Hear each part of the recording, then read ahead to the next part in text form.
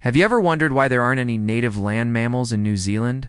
Or where did the giant eagle-like bird go? Why does the kiwi have such a big nose?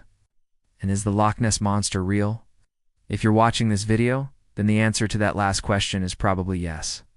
Join us today as we look at New Zealand's lost giants and other extinct animals. When the first human inhabitants, the Maori, arrived in New Zealand around 1300 years ago, they found a land populated by some very strange and wonderful animals. There were huge flightless birds everywhere, and no native land mammals, apart from a couple of small bats. New Zealand was a paradise for vegetarians, but hell on earth for any animal unfortunate enough to be on the menu. The first animal we have to look at is one of the most famous of New Zealand's extinct animals, the moa. Moas were flightless birds related to the modern-day kiwi, and they came in 9 different species ranging from the gigantic to the very small. One of the largest was the dinornis, which stood up to 3 meters tall and weighed over 200 kilos. That's about the size of a small person. Another type of moa that was still pretty humongous was the Melita terra, which was about the size of an ostrich and weighed almost 200 kilos. Despite their massive size, they would have been pretty easy to hunt, and that's probably why there are only bones of young birds, indicating that the adults were hunted to extinction before they reached maturity. The terror of the skies, though, was the Haast's eagle. Up to 1.5 meters tall and with a wingspan of over 4 meters, this bird of prey dwarfed even the largest golden eagle. This eagle had strong, sharp talons to grab its prey and a beak strong enough to crush bone. Now imagine this thing swooping down on you out of nowhere. It's hard to believe that anything could survive an attack from one of these monsters, but somehow the moas did.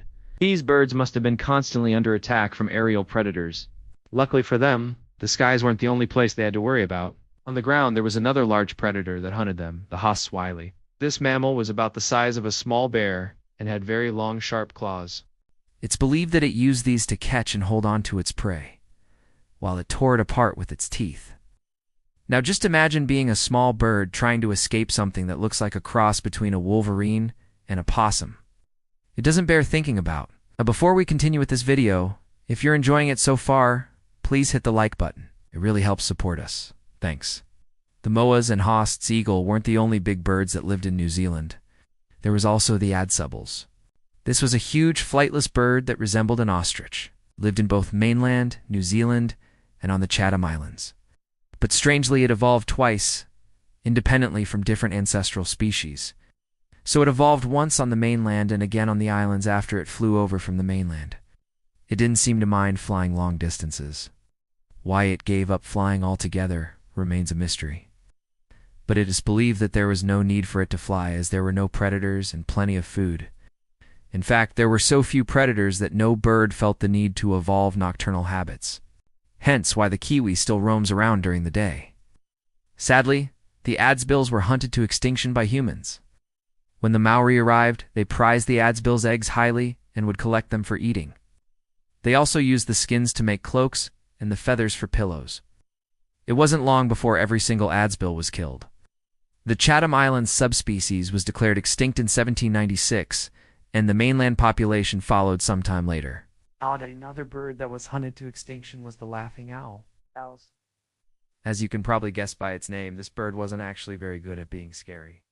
It looked more like a large kiwi than an owl, and was probably about the same size.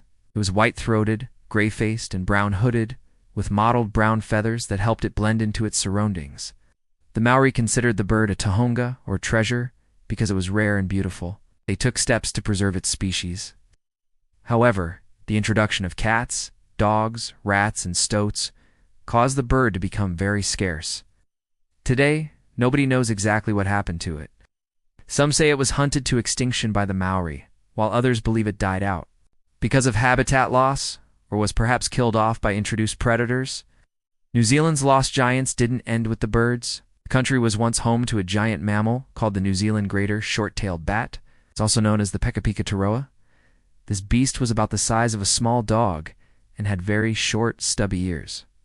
Sadly, not much is known about this animal, as there are very few records of its existence. It was first described by European settlers in the 1800s, but it's possible that the Maori knew about it long before then. Its skeleton has been found in a Maori burial site, and there are petroglyphs showing a similar creature. Just like the moas, it's believed that the Pekapika taroa went extinct because of habitat loss and introduced predators. Another possibility is that it was hunted by the Maori. There is evidence that the people of New Zealand hunted a wide variety of animals for food before they came into contact with Europeans.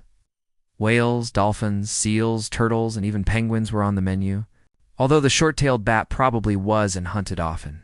As there were no dogs to help with the chase, it would have been very easy prey. Not all of New Zealand's extinct animals were large. The tuatara used to inhabit New Zealand's Stewart Island, but sadly died out in the late 1800s, in fact. It was declared extinct in 1995.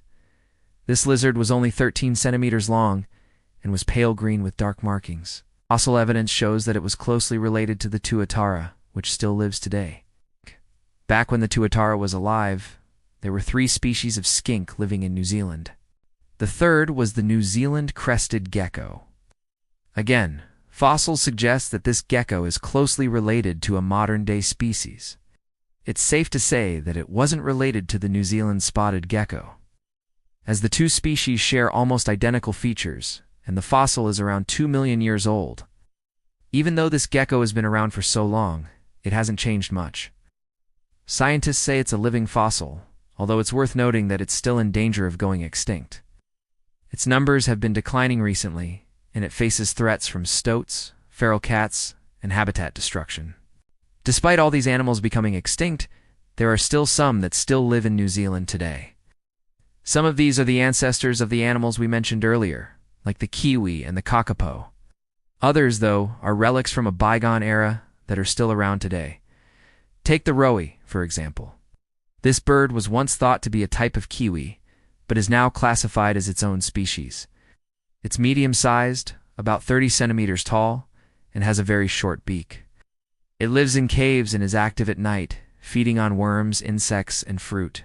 At one time, the roe could be found throughout New Zealand, but now it's only found in a small part of the North Island. Around 150 years ago, there were only 50 individuals left in the wild. But thanks to conservation efforts, there are now more than 200. Another surviving giant is the New Zealand storm, also known as the korero. It's related to the cuckoo and can be identified by its long tail feathers. Once plentiful throughout New Zealand, it's now found only in the far north. That's because it needs very specific trees to make its nest in. There are also some animals that are rumored to still exist in New Zealand, even though they've been declared extinct. These include the taka, a large flightless bird that was once widespread across the North Island, and the moho parika, a small flightless bird that was found on the Chatham Islands. Then there's the tangara, a marine reptile that's said to live off the coast of New Zealand. According to legend, the tangara is a huge creature that looks like a cross between a whale and a snake. Sightings have been reported throughout history, but the last confirmed sighting was in 1841. It's possible that the tangaroa is a type of plesiosaur, a marine reptile that's also known as a dinosaur. Plesiosaurs are thought to have gone extinct 85 million years ago. So if the tangaroa is one of these creatures, it would be a very rare exception. And finally, we have to mention the Loch Ness Monster, or the one in New Zealand. Yes, that's right. New Zealand also has a Loch Ness Monster, or so they say. This one is known as the kiwa, and it's said to live in Lake Waikaramona. Unlike Nessie, though, the kiwa isn't just a large serpent. Instead, it's described as having the head of a lion and the body of a snake. Locals say it's a very shy creature that won't hurt humans unless provoked. Could this be the last of the New Zealand giants? Who knows? Thanks for watching. What did you think of these giant extinct animals? Did you find this video interesting? Tell us in the comments below. Don't forget to subscribe if you haven't already. Thanks, bye.